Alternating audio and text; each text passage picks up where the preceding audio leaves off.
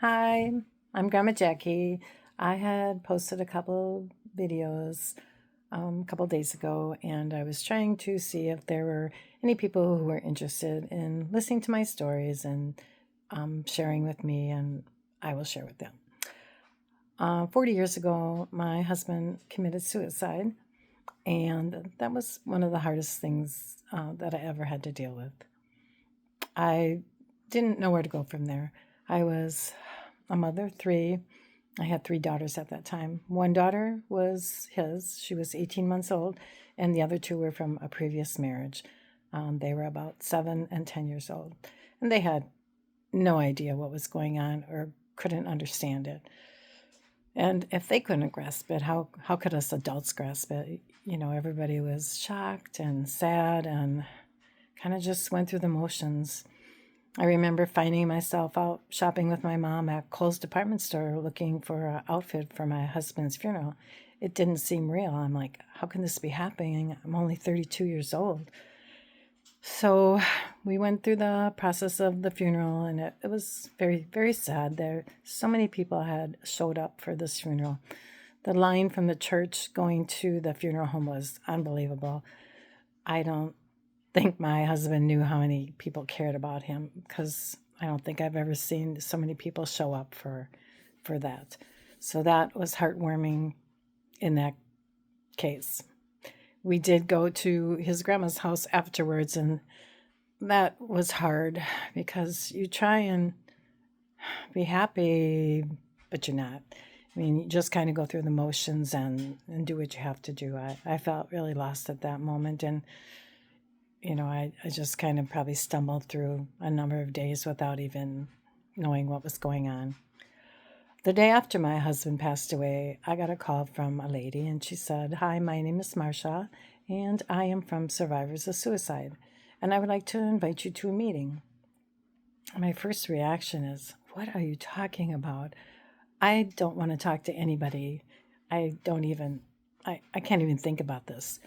So she had given me her number and told me to call. She was very kind, very polite, and now I do understand why she did it. So a few days later, I gave her a call back, and I talked to my mother-in-law and my brother-in-law, and we went to a meeting. The first person that spoke said that suicide is a permanent solution to a temporary problem. And that hit me hard. It was like, wow, that is such a true statement that I wish every person who thought about suicide would think about because life is ever changing. I have suffered through depression in my lifetime, especially when I was younger. I don't really think I was suicidal, just very sad and kind of lost and not really knowing how to move forward, but I always did. I just kept going on. I At that time I don't even know that they offered medications for depression because I never even went to see a doctor. I just struggled through it until I was older. Maybe when I got to be 50, then things were more available. And then I took a antidepressant that really seemed to help me. So that was a good thing.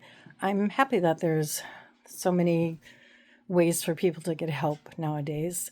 I think even things like this of people telling their stories helps people make it through as well. Just learning other people's knowledge and how they dealt with it, or just knowing that even though it really sucks, someday you're gonna be okay. You're not gonna like it, but you're gonna be okay because we can't change what this other person's decision was. So my daughter was 18 months at the time that her father passed away, and she went to a wedding for her cousin a couple of years ago. And I was invited as well, but I guess I never really felt connected anymore. I don't know. It was it was just me.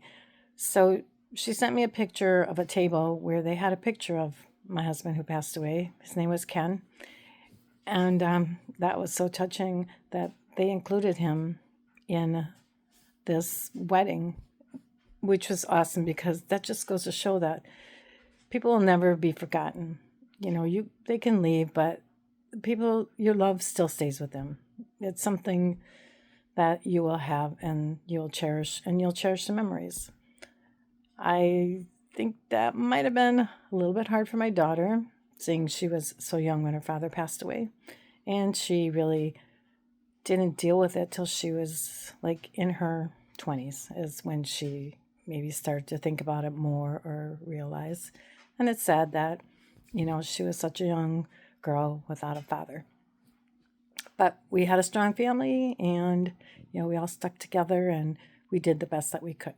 And we're here today and we're able to talk about it. So I hope that if anybody has any questions from my experience, there's obviously a lot more that happened. It wasn't just a 2 day thing. It takes a long time to recover, but recovery is possible. So thank you for your time. If you have any comments or have any questions or have anything to tell me, I'd really appreciate it. Have a good day.